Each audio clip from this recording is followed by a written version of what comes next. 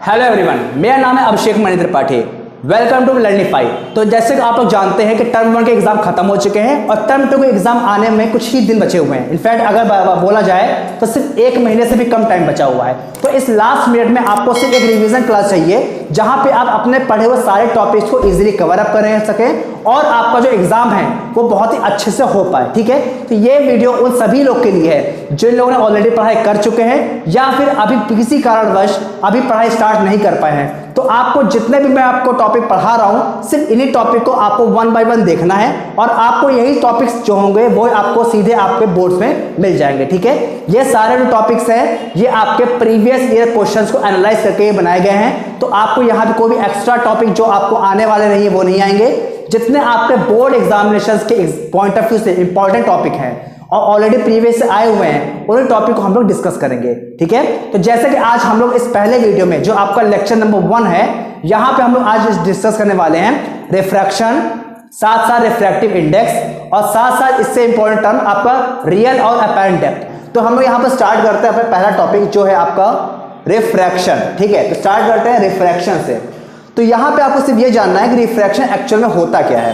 देखिए, जब कोई लाइट किसी एक मीडियम से दूसरे मीडियम में ट्रेवल करती है तो उसकी स्पीड क्या होती है, चेंज होती है। फॉर एग्जांपल सपोज करिए कि यहां पे मैंने एक बाउंड्री बना दिया। ये जो बाउंड्री है ये क्या कर रही है, 2 मीडियम को सेपरेट कर रही है। यहां पे आपका फर्स्ट मीडियम हो गया, ये आपका सेकंड मीडियम हो गया। अब जैसे ही जो लाइट है वो इस मीडियम से इस मीडियम में ट्रेवल करेगी तो वो क्या होगी, अपने पाथ से डेविएट हो जाएगी। ये डेविएशन क्यों हो रहा है, ये हो रहा है because of change in speed of light. तो ये बहुत इंपॉर्टेंट टर्म है, इसको आप याद रखिएगा कि जैसे लाइट किसी भी एक मीडियम से दूसरे मीडियम में ट्रेवल करती है तो वो अपनी स्पीड को चेंज करती है जिसकी वजह से उसका जो डायरेक्शन है वो चेंज होता है। यहां से आपको याद रखना है इससे रिलेटेड जो आपके 2 लॉ हैं। पहला लॉ क्या है आपका कि जो ये आपकी जो रे है, जो रे क्या कर रही है, इस मीडियम के ऊपर गिर रही है, इसे क्या बोलते हैं, इंसिडेंट रे। ये आपकी हो गई इंसिडेंट रे। जो रे क्रॉस कर रही है, दूसरे मीडियम में ट्रेवल कर रही है, इसे बोलेंगे रिफ्रैक्टेड रे। और ये जो पॉइंट है, जिस पॉइंट पे स्ट्राइक कर रही है, इस पॉइंट पे अगर हम लोग क्या करते हैं, एक परपेंडिकुलर ड्रॉ करते हैं। ठीक है, तो इसको क्या बोलेंगे, नॉर्मल। तो जो पहला लॉ है, पहला लॉ सिंपल है कि इंसिडेंट रे, नॉर्मल और रिफ्रैक्टेड रे तीनों क्या होते हैं, सेम प्लेन में होते हैं। तो ये आपका हो जाएगा फर्स्ट लॉ। सेकंड जो लॉ है बहुत ज्यादा इंपॉर्टेंट है जिसको हम लोग बोलते हैं स्नेल्स लॉ। ये कई बार इसी तरह से नाम से क्वेश्चन आ जाता है तो आपको ये लॉ याद रखना है। इस लॉ के अकॉर्डिंग क्या हो गया कि जो आपको ये हो गया एंगल ऑफ इंसिडेंट और ये जो एंगल है इसे बोलेंगे एंगल ऑफ रिफ्रैक्शन। तो इसका जो रेशियो होता है, मतलब sine i upon sine r का जो रेशियो होता है ये हमेशा क्या होगा, कांस्टेंट रहेगा। इसका मतलब क्या होगा, ये कभी भी चेंज नहीं होगा। ठीक है, जैसे आप आई को चेंज करोगे वैसे आपका आर भी क्या होगा, चेंज होगा। ठीक है, अब ये जो कांस्टेंट टर्म होता है इस कांस्टेंट को हम लोग यहां बोलते हैं एन, या कई बार बुक में आपको यहां पे इसकी जगह पे म्यू लिखा रहेगा, एन या फिर म्यू। ठीक है, ये आपका सिंबल यूज करते हैं जिसको बोलते हैं रिफ्रैक्टिव इंडेक्स। इस टर्म को बोलते हैं रिफ्रैक्टिव इंडेक्स।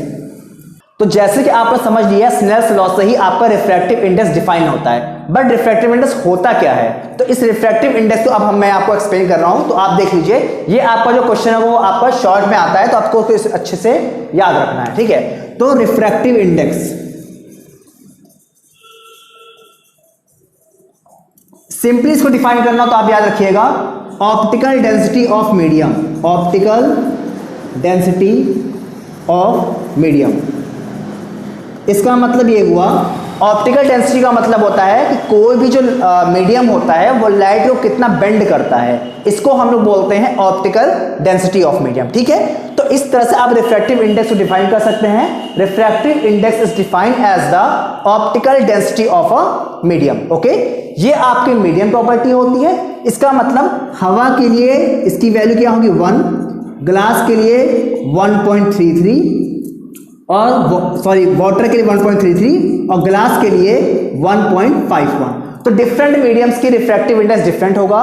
हाईएस्ट होता है डायमंड का, जबकि एयर के लिए क्या होता है, 1 होता है। इसीलिए लाइट जो होती है वो एयर में बेंड नहीं होती है। यहां पे एक और इंपॉर्टेंट पॉइंट याद रखेगा इससे रिलेटेड कि जितना हाईएस्ट रिफ्रैक्टिव इंडेक्स होगा, हाईएस्ट रिफ्रैक्टिव इंडेक्स होगा स्पीड क्या होगी, लोवेस्ट होगी। तो ये क्वेश्चन भी आ जाता है, तो ये आप याद रखिएगा, ठीक है। इसके बाद अगर बात करते हैं रिफ्रैक्टिव इंडेक्स का फॉर्मूला, तो n इज इक्वल टू होता है c अपॉन v। c होता है speed of light in air और v होता है speed of light in medium, ठीक है। जहां पे c की जो वैल्यू होती है 3 × 10⁸ मीटर पर सेकेंड हो जाती है, ठीक है। अगर बाई चांस यहाँ पे जो दोनों मीडियम्स हैं वो दोनों मीडियम क्या है, डिफरेंट है, एयर को छोड़ के, वाटर है, ग्लास है, कोई भी अदर मीडियम है, उस केस में अगर आपको लिखना हो तो देखिए कैसे। बाई चांस देखिए यहाँ पे मैं यहाँ पे डायग्राम ड्रॉ करता हूँ। देखिए सपोज करिए यहाँ पे मैंने बाउंड्री बनाई, ये आपका वाटर है, ये आपका ग्लास है, ठीक है। तो एक चीज याद रखिएगा, जब लाइट आपकी डेंसर से रेयर मीडियम में जाएगी, ठीक है, तो वहां पे जो वहां पे लाइट होती है वो क्या होती है, away from the normal. Denser से रेयर में अवे फ्रॉम द नॉर्मल और रेयर से डेंस में तो टुवर्ड्स द नॉर्मल। तो यहाँ पे जो वाटर है वो कैसा है, रेयर मीडियम है, और जो ग्लास है वो कैसा है, डेंस है। तो जब लाइट जाएगी तो यहाँ पे क्या होगा, लाइट टुवर्ड्स द नॉर्मल तरफ मुड़ जाएगी, ठीक है। अब सपोज करिए इसका जो रिफ्रैक्टिव इंडेक्स है वाटर का वो NW दिया हुआ है और ग्लास का दिया हुआ है NG। अगर आपको लिखिए लाइट यहाँ पे कहाँ जा रही है, वाटर से ग्लास में, तो आपको निकालना क्या है, refractive index of glass with respect to water, ठीक है। क्योंकि लाइट वाटर से ग्लास में जा रही है तो आप इसको पढ़ोगे refractive index of glass with respect to water. इसका फॉर्मूला लिखना है, तो क्या करेंगे, जो लास्ट में होता है वो ऊपर हो जाएगा, यानी आपका NG ऊपर हो गया और NW नीचे हो गया, ठीक है। इसको बोलते हैं principle of reversibility of light, ठीक है। कि जैसे क्या होता है कि जहां पे मल्टीपल मीडिया आ जाता है वहां पे अगर आपको निकालना हो रिफ्रैक्टिव इंडेक्स, तो वो आपको जो लास्ट का रिफ्रैक्टिव इंडेक्स होगा वो ऊपर होगा, नीचे वाला रिफ्रैक्टिव इंडेक्स नीचे हो जाएगा, ठीक है। पहले जो वाला होगा वो नीचे हो जाएगा, ठीक है। इसी के साथ साथ अगर याद रखिएगा, अगर आपको एक मीडियम का रिफ्रैक्टिव इंडेक्स पता है, 1 and 2 पता है, और आपको निकालना क्या 2 and 1, ठीक है, तो क्या हो जाएगा, ये इस तरह से आपका क्या होगा, चेंज हो जाता है। 1 and 2 इज इक्वल टू होता है 1/2 and 1। ये भी रिफ्रैक्टिव इंडेक्स रिलेटेड प्रॉपर्टी है। तो बेसिकली इतने टर्म्स आते हैं रिफ्रैक्टिव इंडेक्स रिलेटेड, ठीक है। तो अब हम लोग बात मूव करते हैं अपने नेक्स्ट टॉपिक की तरफ, ठीक है। अब हम लोग यहाँ पे मूव करते हैं अपने नेक्स्ट इंपॉर्टेंट टॉपिक की। ये बहुत इंपॉर्टेंट टॉपिक है, वो है आपका रियल और अपैरेंट डेप्थ। एक्चुअल में क्या होता है, देखिए, जब आप किसी भी ऑब्जेक्ट को अगर आप क्या करते हैं किसी दूसरे मीडियम में रखते हैं, सपोज कर लीजिए आपने यहाँ पे ग्लास लिया, इस गिलास में पानी रखा हुआ है, पानी के अंदर आपने नींबू रख दिया, तो आपको नींबू का साइज क्या होगा, बड़ा दिखाई देगा। ये क्यों होता है, because of real and apparent depth. इसका रीजन क्या है, रिफ्रैक्शन, ठीक है। तो इसी से रिलेटेड यहाँ पे हम लोग एक छोटा सा टर्म देखेंगे। ये फॉर्मूला आपका न्यूमेरिकल्स में यूज होता है, तो आपको याद रखना है, ठीक है। सपोज कर लीजिए ये आपका क्या है, एक कॉइन है और ये आपका क्या वाटर है। तो सपोज इससे जो पहली जो लाइट है, पहली लाइट आपकी एकदम सीधी ट्रेवल कर रही है, और सेकंड जो रे है वो आपकी क्या है, सपोज करिए एक सर्टेन एंगल पे यहाँ पे आ रही है। अब देखिए यहाँ पे क्या हो रहा है, मीडियम चेंज हो रहा है, यहाँ पे वाटर है, यहाँ पे एयर है। तो यहाँ पे सपोज करिए एक नॉर्मल बनाया हमने, ये नॉर्मल हो गया आपका। अब लाइट जा रही है वाटर से एयर में, मतलब डेंसर से रेयर मीडियम में, तो क्या होगा, अवे फ्रॉम द नॉर्मल। तो लाइट क्या होगी, यहाँ पे बेंड हो जाएगी कुछ ऐसी, ठीक है। जब लाइट यहाँ पे बेंड होगी तो ये आप देखिए, कोई इंसान अगर यहाँ पे देख रहा है तो उसको लगेगा कि लाइट कहां से आ रही है, इस पॉइंट से आ रही है, ए पॉइंट से आ रही है। तो एक्चुअल लाइट कहां से आ रही है, ओ से आ रही है, बट बिकॉज क्योंकि लाइट बेंड हो गई तो अब उस पर्सन को लगेगा कि लाइट जो है वो कहां से आ रही है, ए से आ रही है। तो इसकी वजह से वो जो ऑब्जेक्ट होगी वो उसको थोड़ा सा ऊपर दिखाई देगी, इससे साइज उसका बड़ा दिखाई देता है। तो आपको यहां पे याद रखना है, apparent depth is equal to होता है real depth divided by refractive index. यहाँ पे आपका जो फॉर्मूला है वो क्या हो गया, apparent depth is equal to real depth upon n. यहाँ पे एन क्या है, रिफ्रैक्टिव इंडेक्स, ठीक है। ये आपका हो गया रिफ्रैक्टिव इंडेक्स।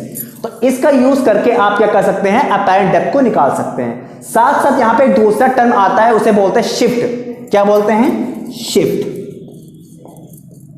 शिफ्ट का मतलब ये हुआ, देखिए रियल डेप्थ ये थी, अपैरेंट डेप्थ ये हो गया, तो कितना ऑब्जेक्ट शिफ्ट हो गए, मतलब ऑब्जेक्ट की जो डिस्टेंस है वो कितना चेंज हो रही है वो आपको निकालना है। तो आप सिंपल देख सकते हैं, इसको बोल सकते हैं, शिफ्ट का फॉर्मूला हो गया आपका, shift is equal to real depth minus apparent depth. तो अगर आप क्या करिए, अपेरेंट डेप्थ का फॉर्मूला पुट करेंगे यहां पर, ठीक है, ये फॉर्मूला यहां पे पुट करेंगे तो क्या हो गया, real depth minus apparent depth equal to real depth upon n. तो रियल डेप्थ कॉमन ले लीजिए, बच गया 1 माइनस 1 अपॉन एन। ये हो गया आपका शिफ्ट का फॉर्मूला, ठीक है। तो इस तरह से आप रियल डेप्थ को फाइंड कर सकते हैं, real depth apparent depth find कर सकते हैं और शिफ्ट को फाइंड कर सकते हैं। ये आपका जो पोर्शन है ये आपका न्यूमेरिकल पॉइंट ऑफ व्यू से बहुत इंपॉर्टेंट है, एनसीईआरटी क्वेश्चंस बहुत ज्यादा आते हैं इस पे, तो आपको ये टॉपिक को अच्छे से कवर अप कर लेना है, ठीक है। उम्मीद है आपको ये वीडियो पसंद आया होगा। अगर आपको वीडियो में सारे टॉपिक इजीली समझ में आ चुके हैं तो इस वीडियो को लाइक, चैनल को सब्सक्राइब करना ना भूलें। साथ साथ इस वीडियो लेक्चर में हम लोग आगे भी बहुत सारे टॉपिक्स को कवर अप करेंगे, तो इसलिए आप जितने भी फ्रेंड्स आपके टर्म 2 एग्जाम में बैठे हुए हैं उन सभी को ये वीडियो जरूर पहुंचाइए। मिलते हैं नेक्स्ट वीडियो में।